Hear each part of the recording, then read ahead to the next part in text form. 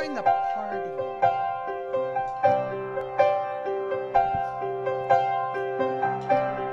That's right.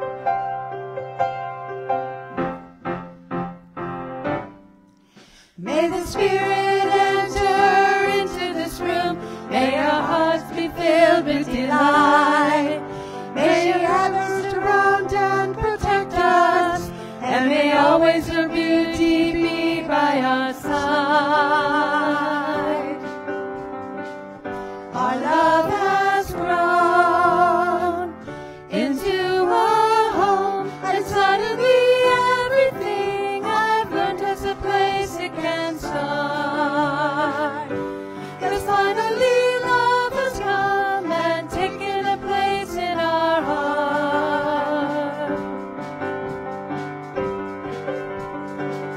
This is our welcoming.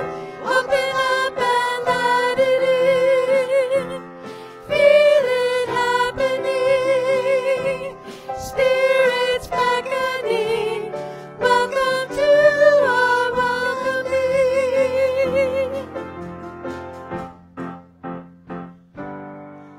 May your eyes be filled with wonder and joy. May your arms be filled with delight.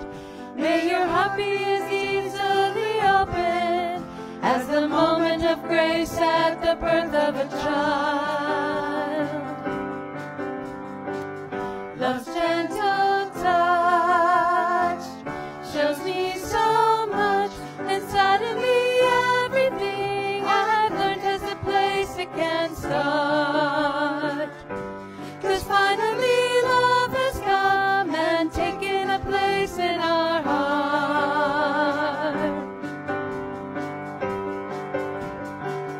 This is our welcoming. Open up and let it in. Feel it happening. Spirits beckoning. Welcome to our welcoming.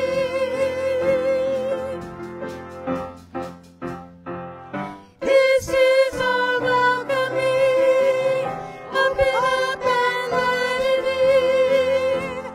Feel it happening.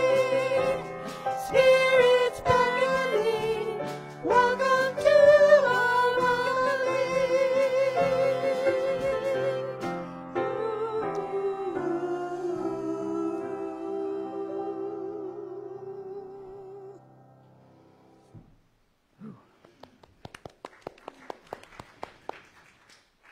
So good morning. Good morning.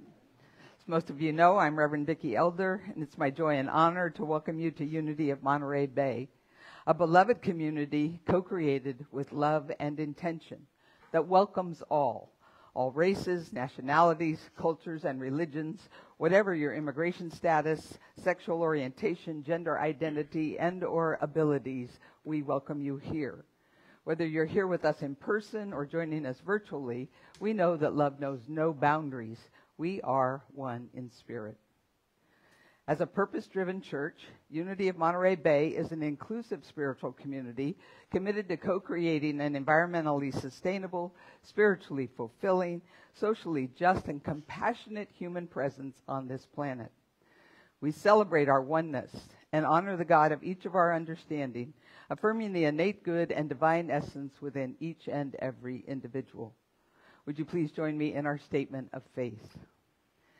There is only one presence and one power in the universe, God the good, expressing as infinite God beyond us, intimate God beside us, inner God being us, divine love in action. And now let's take this affirmation of truth even a little deeper into our hearts and minds in prayer.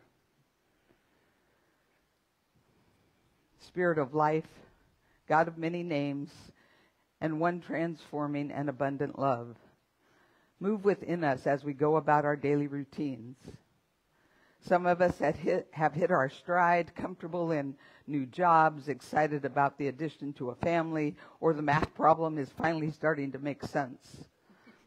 Others of us are unsure what lies ahead, wrestling with illness, missing the friends who have moved away or just stressed out by things that once brought newness into our lives. May we hold all these truths in our care as we meet one another in our coffee hours, our classrooms, or the ride home. Teach us to treat with love each story as our own, knowing that most of these stories are true for all of us at one time in our life. Bless us with a spirit of endurance when we all need the strength to carry on for one more day.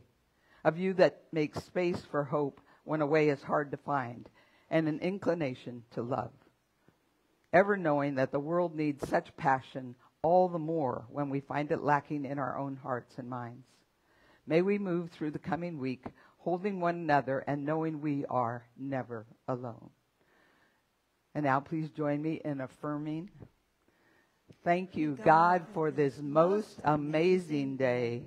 Miracle follows miracle, and wonders never cease. Amen and amen. And in the same spirit of wonder and miracles, let us celebrate our children, those who are in our community who have all just gotten too cool for school. They go straight downstairs now instead of coming up and being blessed. But we hold them all in our hearts and minds. The children in our families and all the children in the world. We hold them in our hearts and see them protected and resilient, creative and evolving, joyous and loved as we join in our heartfelt blessing. We love you. We bless you. We appreciate you just the way you are.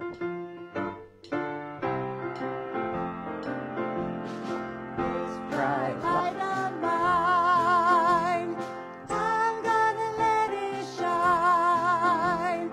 This bright light of mine, I'm gonna let it shine. This bright light of mine, I'm gonna let it shine. Let it shine, let it shine, let it shine.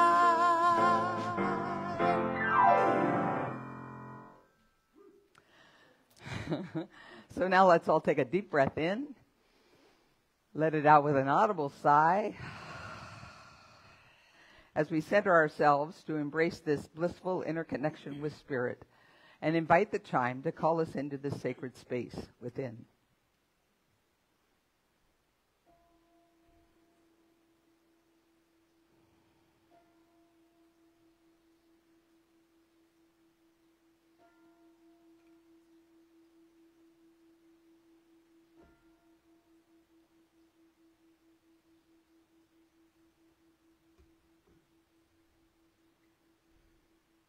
We ring the chime 4 times to call in the 4 directions and remind us of our interconnection with all of creation and with the sacred circle of life. As we feel it resonate through our very beings, we follow its call into this now present moment within. Continuing to focus on our breath, with each inhale, we open our hearts and minds. We envision our breath reaching every cell of our being. And with each exhale, we see all barriers and obstacles dissolving into this divine flow. Again, as we inhale, we expand the spaciousness within us. We move beyond the limitations and boundaries of our bodies. And as we exhale, we ground ourselves deep within Mother Earth and into our oneness with the universe. Finally, we breathe our awareness into the highest expression of love, light, joy, and peace we can imagine, as we experience a transforming wave of gratitude. And with a fullness of heart, we say yes to it all, embracing, claiming, and knowing the divine Christ Spirit expressing in, through, and as us. And with a final exhale, we say, thank you, God. Now fully centered and transformed by the power of Spirit, we enter into our lesson and meditation time with today's daily word.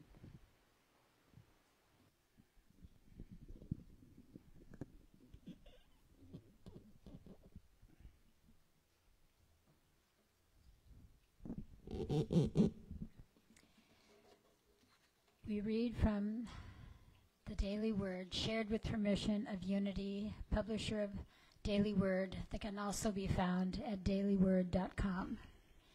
And the word today is gratitude. I invite you to allow my words to be your words. Gratitude is my natural state of mind. What a joy it is to feel gratitude rising from my heart and filling my mind. Feeling grateful makes me aware of the all-encompassing presence of God, including the divine within me. Feeling grateful makes me aware of the all-encompassing presence of God, including the divine within me. Sorry, I'm repeating that. When I live from my spiritual nature, gratitude becomes the song of my heart. I don't need to wait for a reason to feel grateful.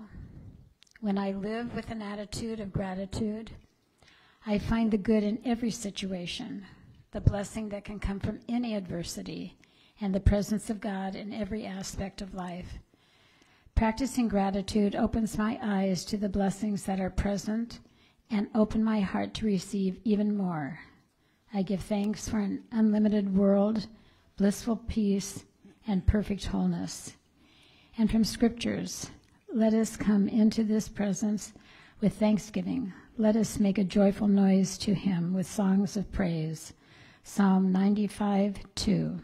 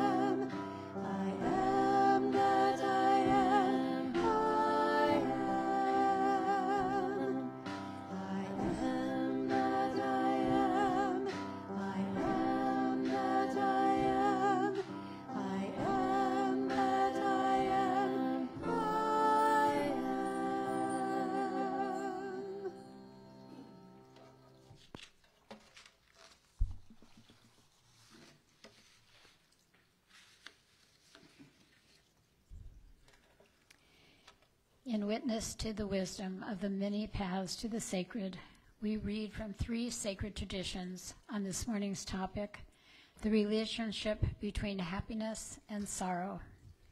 From Buddhism, knowing how to suffer well is essential to realizing true happiness, from Thich Nhat Hanh. From Sufism, I saw grief drinking a cup of sorrow and called out, "It tastes sweet, does it not?" "You've caught me," grief answered, "and you've ruined my business.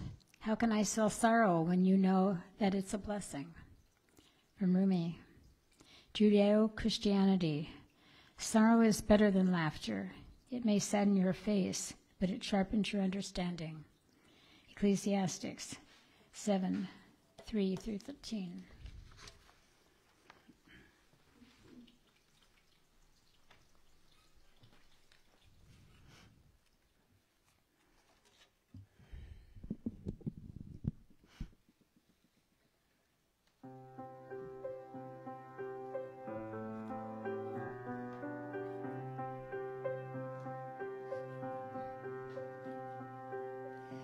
There is sadness, there is an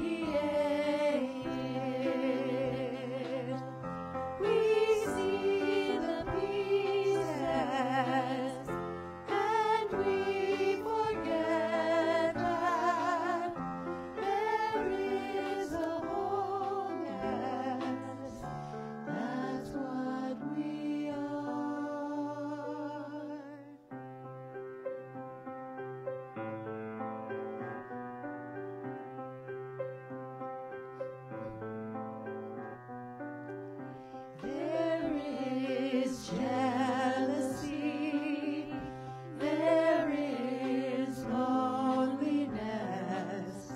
Don't try to erase it, embrace it. There is compassion, there is peace.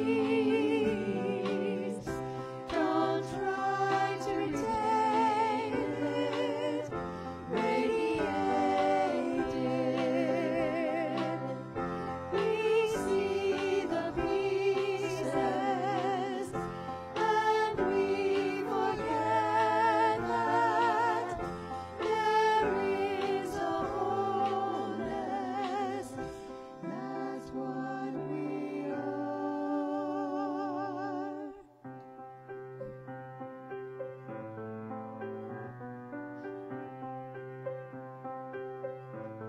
Embrace it, radiate it, embrace it.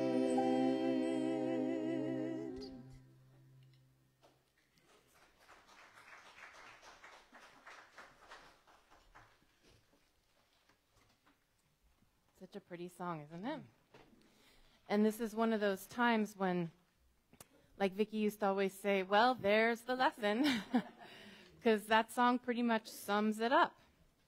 But again, as Vicki always says, I'll add a few remarks to it. So we began last week talking about this unlikely topic of sadness, something you maybe don't expect to hear about in church, but I always like to kind of go against the grain, so here we are. And this is what came to me. You know, I didn't pick this topic, it picked me. So I'm still trying to see what that's about and what that is revealing. But we talked about last week that the low tolerance for the so-called negative emotions, like sadness, that our culture has, very little tolerance for that. There's not a lot of space for sadness in our culture. But that, just like the song said, all of the range of emotions, including sadness, are a very normal and natural part of the human experience. And the more that we can embrace them and not don't try to erase them, but embrace them, the healthier spiritually that we will be. We also talked about in Unity, hopefully the Unity police are not listening, but we talked about how we tend to focus, because we focus on this idea that, well, not idea, but one of our core beliefs that our thoughts and feelings largely, I'm going to say, create our experience of reality, and we focus a lot on positive thinking. We may end up, as a result, tending to avoid, like I say, the so-called negative emotions like sadness. And this can lead us to be guilty of toxic positivity, which is, of course, the idea that to be spiritual means to be happy and positive all the time. Can anybody be happy and positive all the time? Nobody I know. So it's a totally unrealistic goal, and it's not even a goal that we should have because it's very one-dimensional. There's so much more to us than just happy, happy all the time. And so because of these ideas, we may sometimes not be able to tolerate our own sadness. We might think that we shouldn't feel sad, or worse, that if we were really spiritual, we wouldn't be having these episodes or periods or times of sadness. We might think there's something wrong or that we're not practicing the principles enough. And we may try to, like the song says, deny our sad feelings and push them away, or try to fix them immediately when they come up. And I talked about my own experience early last week, having some sad feelings come sort of out of nowhere and wanting to get out of it right away, wanting to fix it. And I became aware of that, and that's how this topic came about. We might also think that because we teach that our thoughts create our reality, which is really shorthand, it's a lot more complex than that, we might think that if we're sad, that we're going to manifest bad things, right? I don't believe that. I don't think it's that direct. It's not like have a thought, boom, manifest. Would it be that easy, right? Just $1 million, boom. I mean, it doesn't work that way. So we don't need to fear that if we have periods of sadness that we're going to somehow create some horrible circumstance for ourselves because of our consciousness. So doing that is really not healthy.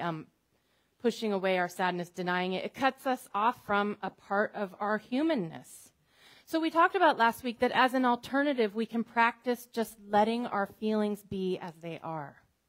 It almost sounds too simple, but it's really very profound to just let it be. Like we sang the song last week, let it be. Let our sadness be. Sit with it and hold it. And we talked about holding ourselves in tenderness and compassion, self-compassion during that time.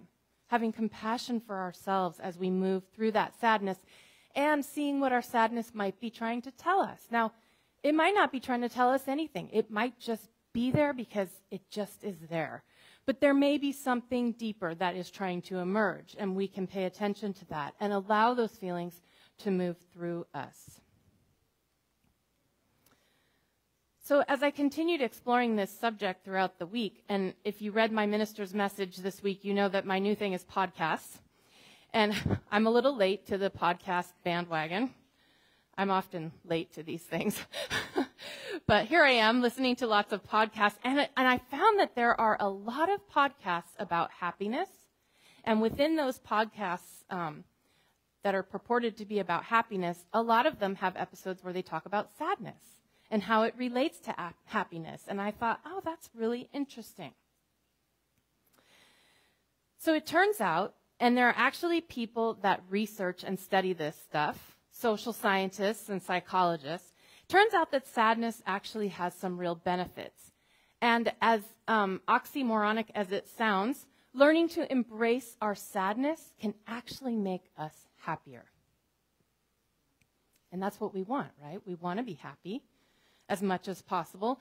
In fact, our friend the Dalai Lama, who we began sort of this larger topic of talking about joy, we began with his book, The Book of Joy. And the Dalai Lama says that the purpose of life is to find happiness, that it's a natural human desire to seek joy and contentment. By a smile on his face, you can tell that he's doing a good job of that, right? But we so often seek our happiness in the wrong place, don't we?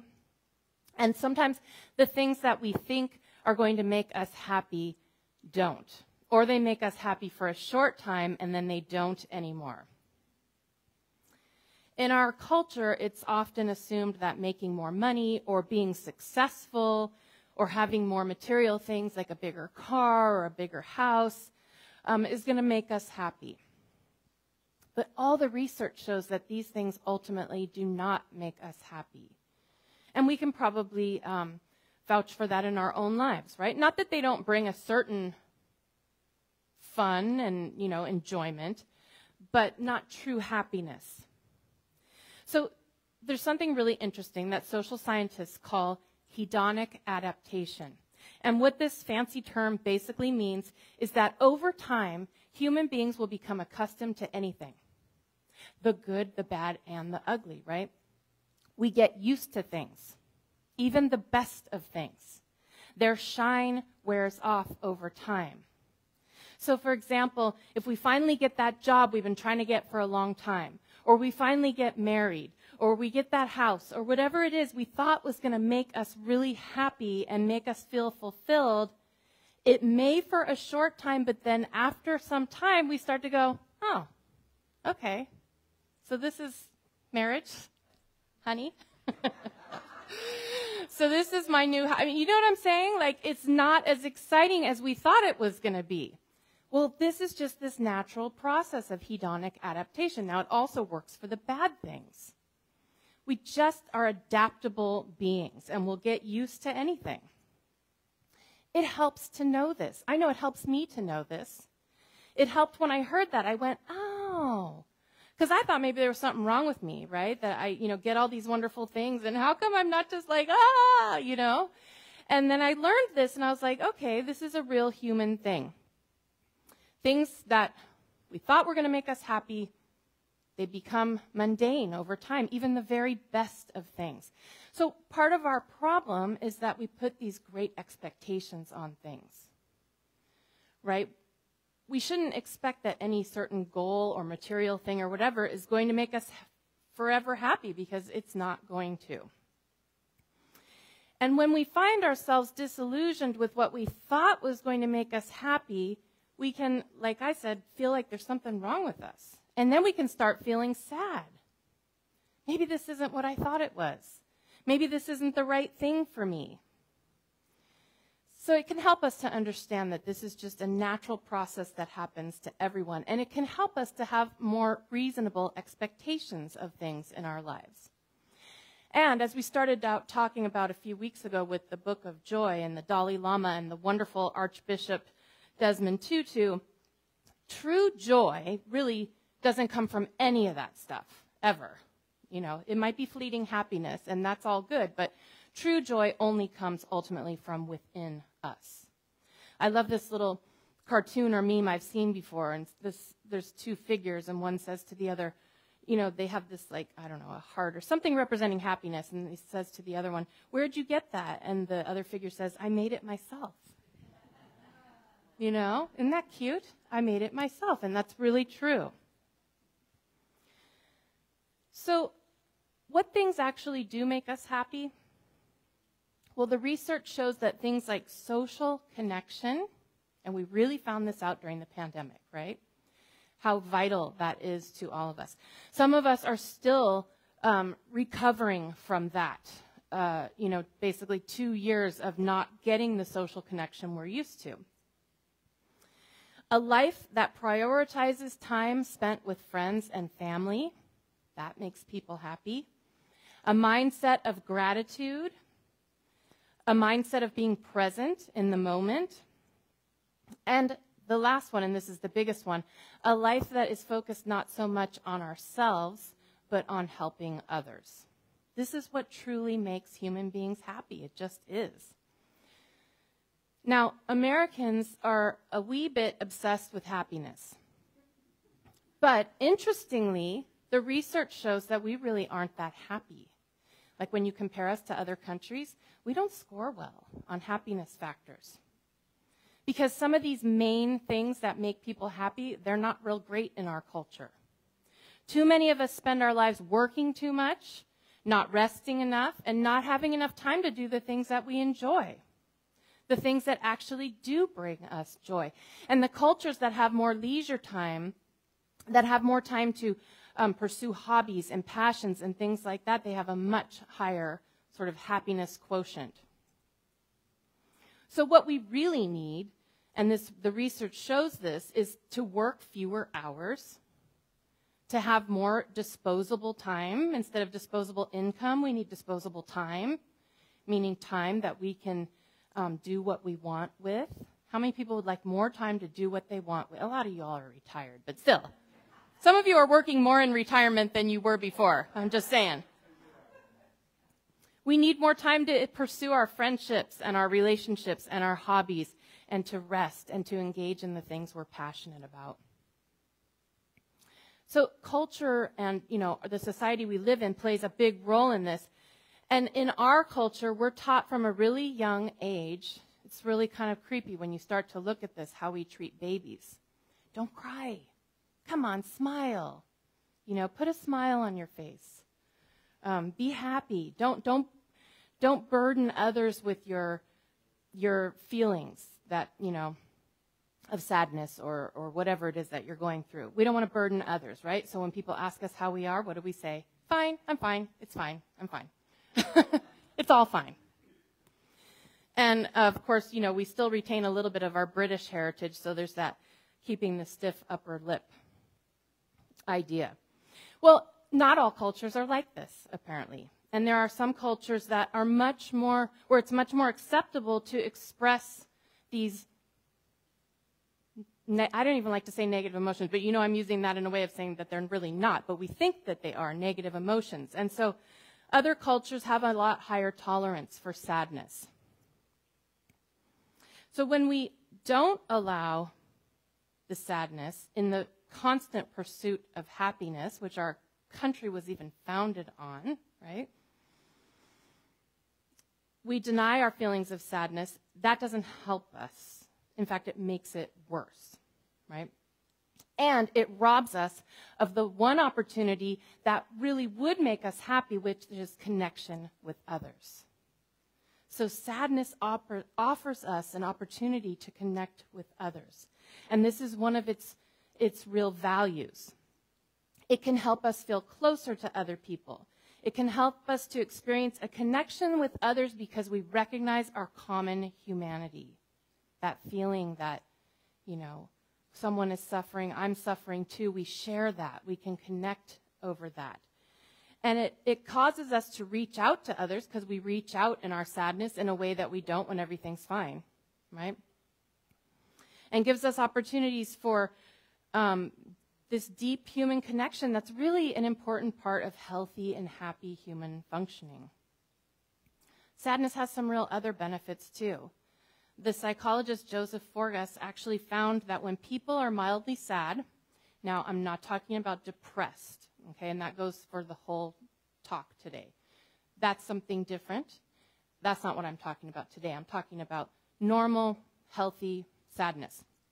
So when people are mildly sad, they actually have better judgment and better memory. They retain more details. They're more discerning of their situation. This must be some evolutionary adaptation. It's like sadness sort of sharpens us. If you think about it, happiness is sort of placating, right? But sadness motivates us. And so they found that people who are sad are more motivated. It motivates us to act. Sadness also makes us more aware of and sensitive to our own emotions. It increases our sense of empathy. Like I said, when we feel sad, all of a sudden we have empathy for those other people that also feel sad, right? When we have that same experience.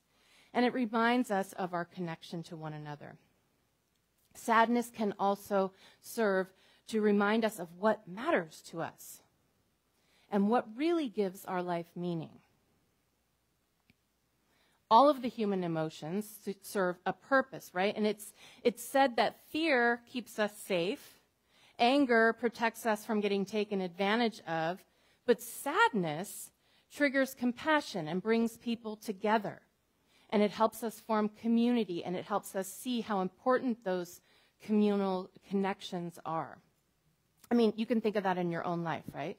When you had a time that you were sad, you reached out. Maybe you reached out to some of us here, or you came to church because you needed that, right? Well, that helps us to be connected to one another. And Brene Brown, her latest book, Atlas of the Heart, she also talks about this. And she talks about how people love sad movies, right? It's like a common human thing. We love to watch sad movies. And she mentions such classics as Terms of Endearment, Beaches, Steel Magnolias, The Joy Luck Club, those ones that are just real tearjerkers. And she says, we like to be moved. We like to feel connected to what it means to be human. We actually enjoy that experience of being reminded of our inextricable connection to one another. And Brene Brown also says that the research has revealed a highly significant correlation between sadness and enjoyment.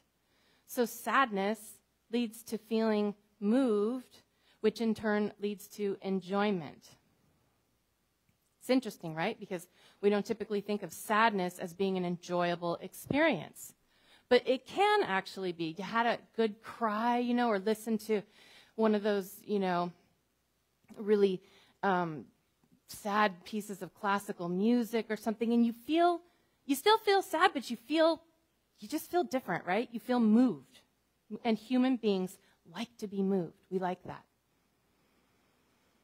Another thing that might surprise you is that people who have been through deep sorrow in their life are actually happier. Now, this might have a number of explanations. It may be that those of us who've been through tough times don't take our happiness for granted. People who have really lost things in life don't take the things they have for granted. And people who have had to grieve the loss of loved ones don't take the people they love for granted. Also, there's this thing where people who've experienced great sadness or sorrow, they have the ability to recognize joy and happiness by contrast, right? So we know one because of the other. We know sorrow because we've known joy, and we know joy because we've known sorrow. If we didn't have both of them, we'd just be sort of going down the middle all the time, and we wouldn't experience that.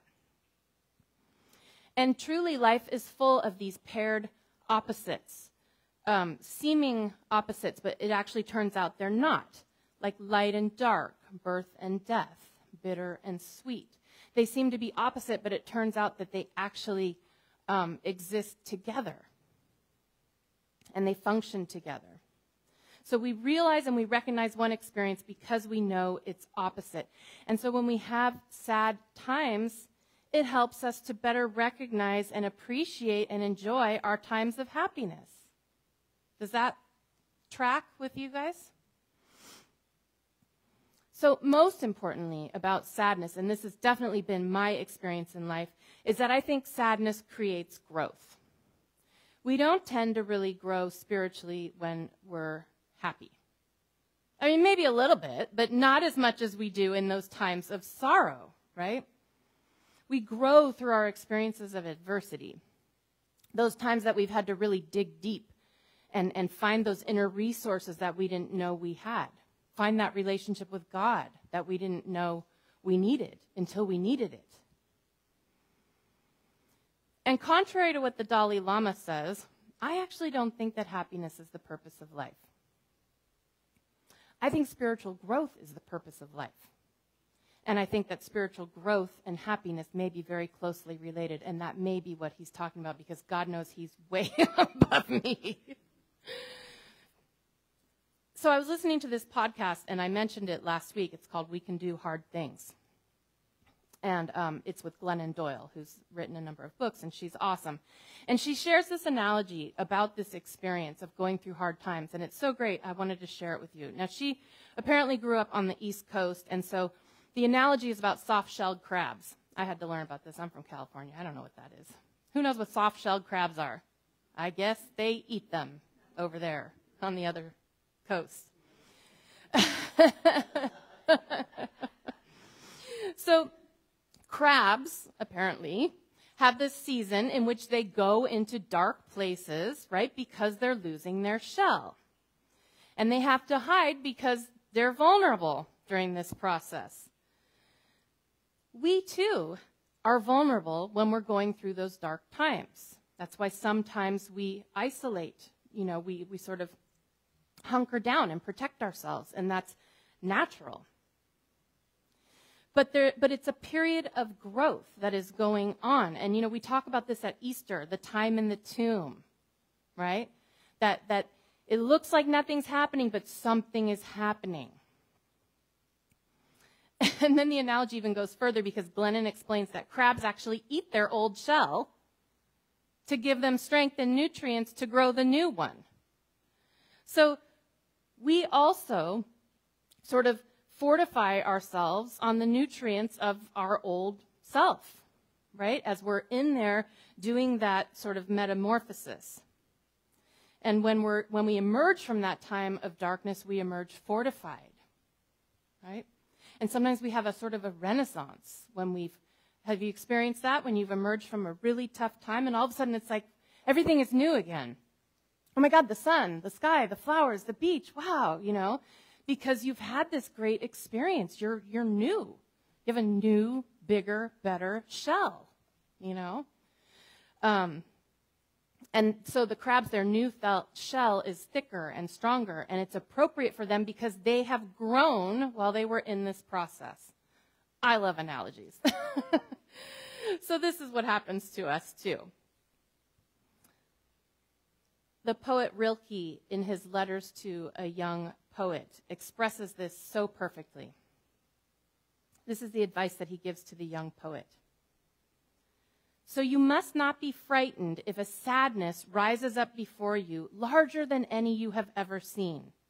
If a restiveness like light and cloud, shadows, passes over your hands and over all you do. You must think that something is happening with you, that life has not forgotten you, that it holds you in its hand. It will not let you fall. Why do you want to shut out of your life any uneasiness, any miseries, or any depressions? For after all, you do not know what work these conditions are doing inside you.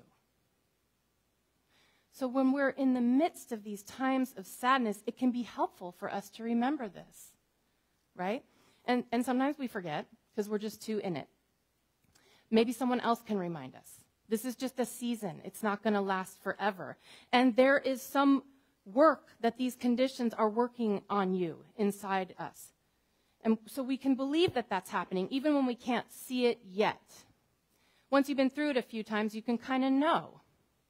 Okay, this really stinks, but I know that I'm growing. And when I emerge, I'm going to be bigger and stronger and better than before. Just like Jesus did when he emerged from the tomb. We will too emerge as bigger, wiser, stronger, and yes, even happier versions of ourselves. So, like I said, when we come out of one of those periods, sometimes everything is new again. This is another one of the blessings of sadness. It can sort of bring us back to basics. Oh, look, a butterfly. All of a sudden we see it, you know, a leaf, a flower, a river, a giant redwood tree. Had I not had that experience that day that I was grieving so deeply and went and climbed inside the old advocate tree at the Nicene Marks Park, I never would have had that amazing experience that I had in that redwood tree because I reached out, because I was in sorrow. And now you all get to hear about it endlessly. So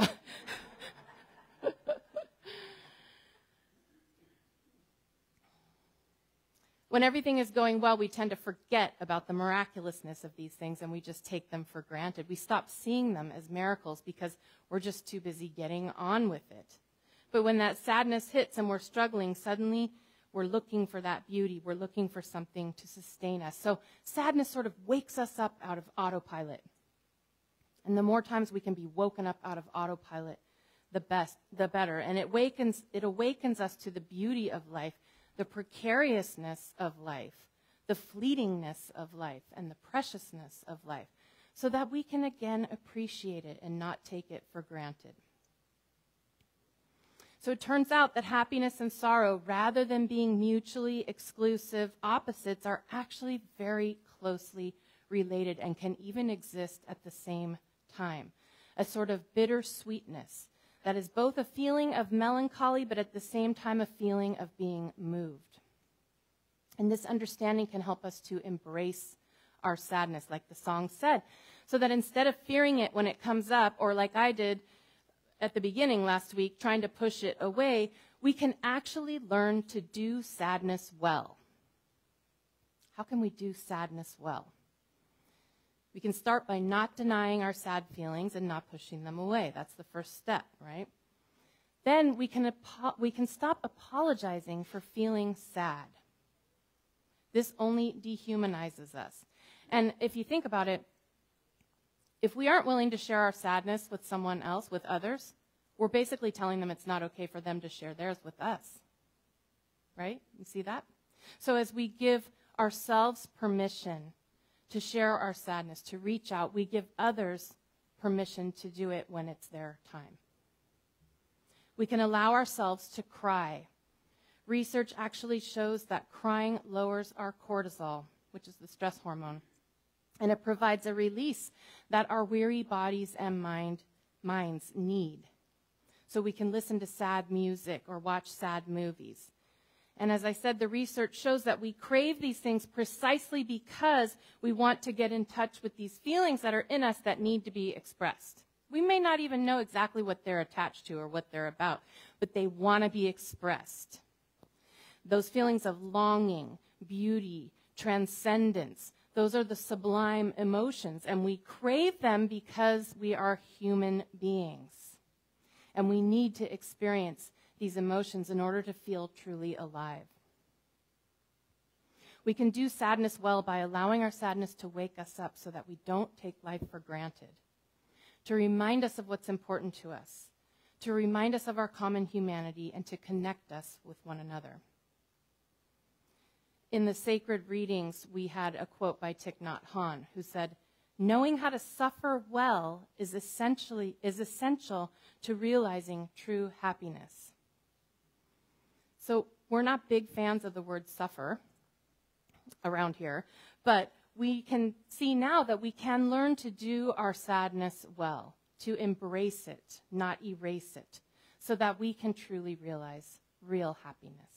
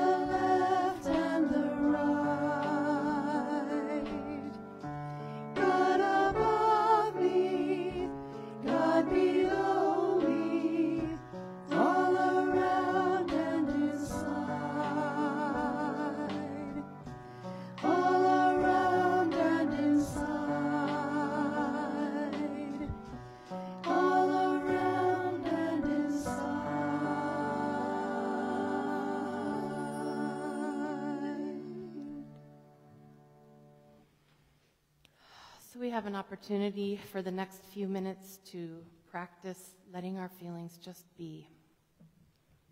So as you become still in your body and in your mind, letting your body sink into the pew, preparing for just a short time of contemplation, finding your breath, that gentle inflow and outflow.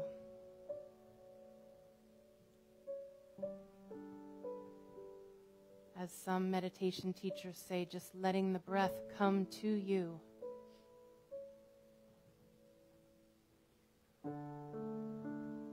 And just letting everything be just as it is. Letting whatever feelings are there emerge, letting them just be there. And holding yourself and your own tender heart with compassion for this humanness, this vulnerability, this beautiful life.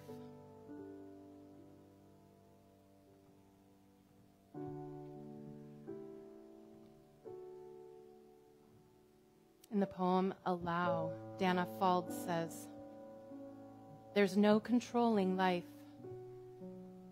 Try corralling a lightning bolt, containing a tornado. Dam a stream and it will create a new channel. Resist and the tide will sweep you off your feet. Allow, and grace will carry you to higher ground. The only safety lies in letting it all in. The wild and the weak, fear, fantasies, failures, and success. When loss rips off the doors of the heart, or sadness veils your vision with despair, practice becomes simply bearing the truth. In the choice to let go of your known way of being, the whole world is revealed to your new eyes. So this is the gift of feeling our feelings, embracing them and letting them be just as they are, so that the whole world can be revealed to our new eyes. So I invite you to just take that into the silence for just a few moments.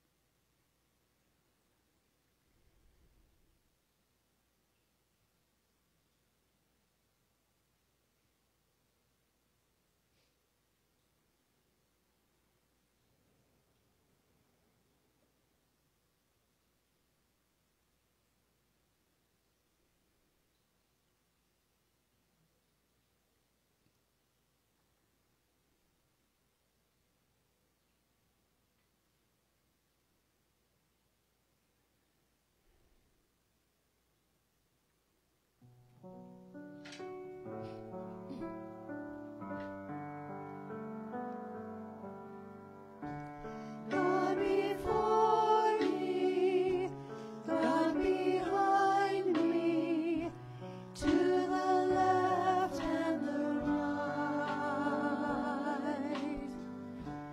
God above me, God below me, all around and inside.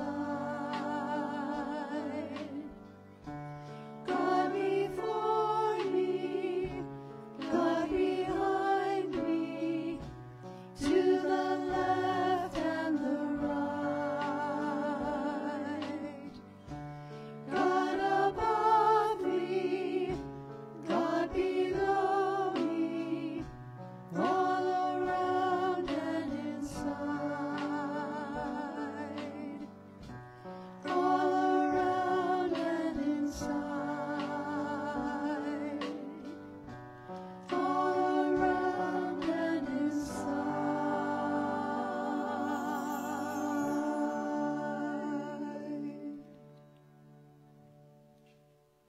So as we prepare to bring this time to a close, we do so with our hearts full of gratitude. We give thanks for the ability to feel our feelings.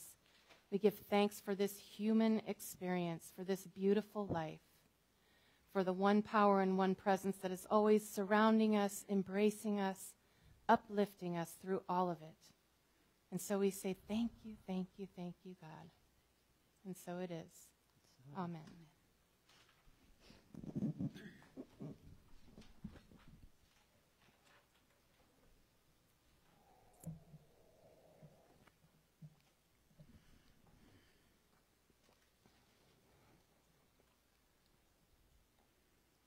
Unity of Monterey Bay is the collective consciousness and commitment of all of us who give of our time, treasure, and talent in order to sustain this spiritual community that is dedicated to transforming lives. We know that prosperity is a state of mind that finds blessings in every situation and abundance. Abundance. Do you some of us have been here for quite a while, and and Roy used to always say, abundance. Oh, yes, he did. Remember that? That's great. He must be here now, He reminding must be us. here right now. Abundance.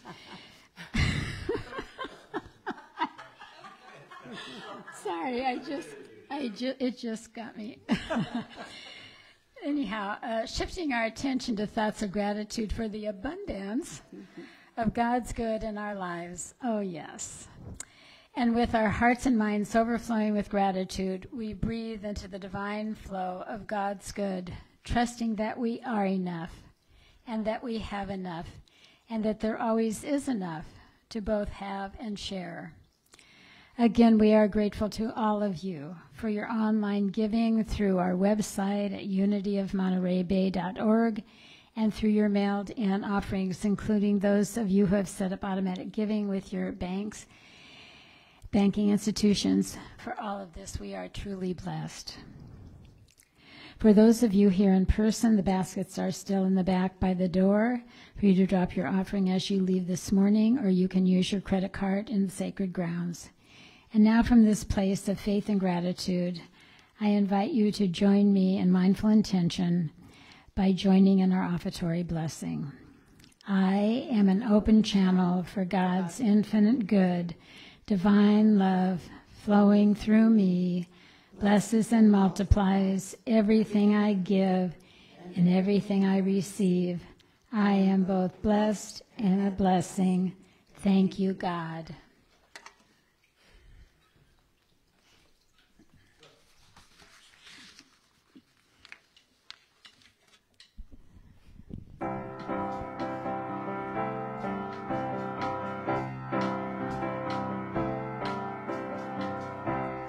I can see clearly now the rain has gone. I can see all obstacles in my way. Gone are the dark clouds that had me blind. It's gonna be a bright, bright, sunshiny day. Bright, bright, sunshiny day. I think I can make it now, the pain is gone. All of the bad feelings have disappeared. Here is the rainbow I've been praying for. It's gonna be a bright, bright, sunshiny day. It's gonna be a bright, bright, sunshiny day. Look all around, there's nothing but blue skies. Look straight ahead, there's nothing but blue skies.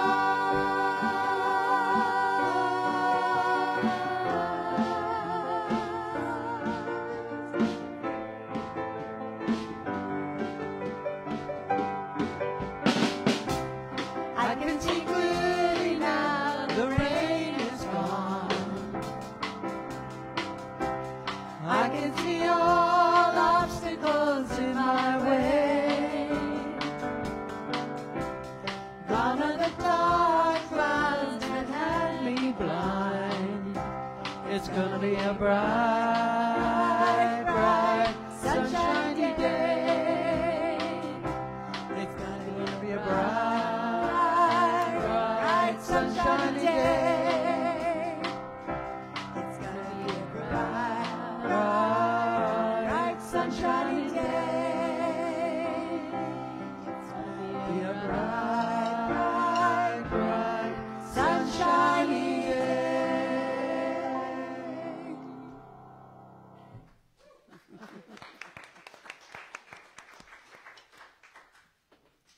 So for our musicians that we want to thank this morning, Johnny Nash, Richard Burdick, Sue Riley, and Kenny Loggins for their inspiring music, and of course our awesome music team. And today we've got Robin and Marianne, as well as John and Sue and Denise and myself. So we are grateful. Yeah. You can refer to your e-blast for all the upcoming things. But there are still 2 more summer dinners that are on the books, although it is not too late still to sign up to host another one if you feel moved to do so. Marianne and Sue's end of summer barbecue and music on September 3rd. Boy, that's coming up quick. Man, how is September only a couple weeks away? Oh, my goodness. Linda and Howard's Fiesta en los Fosslers, Mexican dinner on October 1st. So you can sign up for those and get your... Go on. I have an announcement. Okay. Go for it. It doesn't have to do with the dinner, but it That's has okay. to do with highway cleanup. Oh, First highway weekend of cleanup. September. First weekend of September. Just wanted to squeeze that in. No, that's very At this important. point. Okay, so if you're interested in joining John for the highway cleanup, you meet at 9 a.m.? Yeah. 9 a.m. on Saturday. Is that Labor Day? That is Labor Day. Well, but I mean, it's Labor Day weekend. Maybe not a good idea to be out there. You can't. Okay. So erase. Sorry. That's okay. John will check the schedule, and he will get back to us with when the next highway cleanup is. In the meantime, we are grateful for John's service. And we are, honestly. That's such an important job. Okay. The banquet. Okay. All right.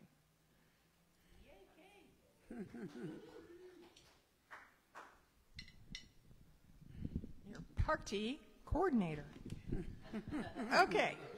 Or banquet In queen. less than a month is our banquet. This is our biggest fundraiser for the year. It's when we take in the most money. So far, we don't have a lot of people signed up yet. If you're coming, please go in there and sign up. You don't have to pay right now, but we need to start getting numbers because we're going to be meeting this week with the out at Black Horse, and we kind of have to give them an amount, tables and all that. So please go sign up. And also, too, don't feel like it's a disco theme. Don't feel like you have to dress of the 70s. You can if you want to, and we encourage it, but don't let that keep you from coming that you don't want to get dressed up, because come as you are, please. Also, we're needing more very nice donations. Think about services also, or if you have a favorite store or restaurant that maybe would donate, hit them up about it. But we'd like to have really nice auction items. And also, we need volunteers for that afternoon to help Martha carry all the donated items in and help set up. So see Martha about volunteering for that. And also, there's going to be surprise entertainment. So, yeah, you have to make it. Elvis? You have No, that's not to disco. make it. Donna You have Summer is to coming. make it. Also, just people can sign up on Unity fundraisers. Use the email or It's fundraisers. Fundraisers. I fixed that and then used them. and also, Vicki, can they just call in and say we want to come? Just as easy as you can. Let us know you're coming. And you do want to come to this. It is a lot of fun. And don't let the money stop you, because there's always angel tickets That's right. available. I know that. So please, Okay. just come, because it is a fun time. Yes, it is.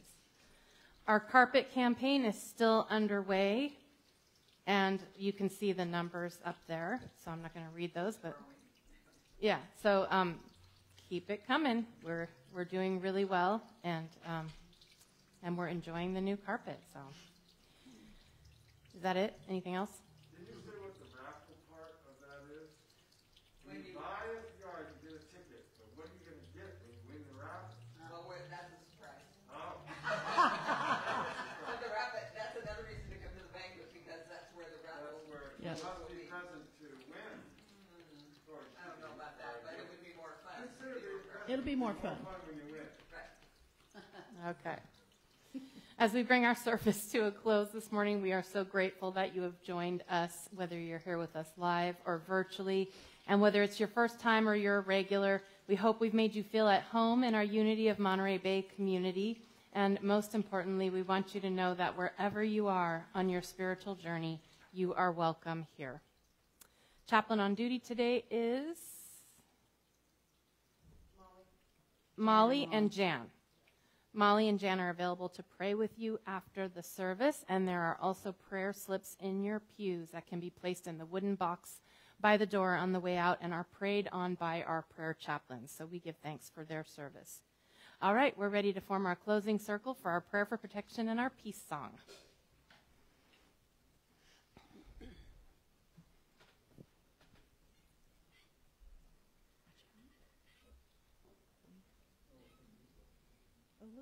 Everybody's so quiet.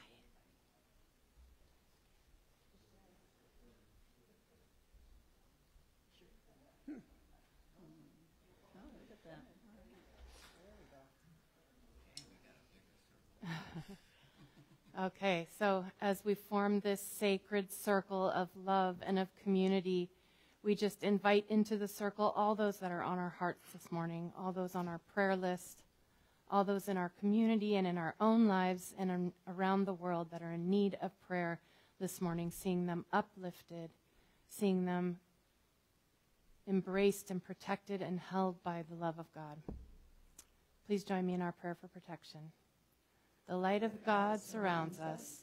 I am light. The love of God enfolds us. I am love. The power of God protects us. I am power. The presence of God watches over us. I am presence. Wherever we are, God is, and all is well.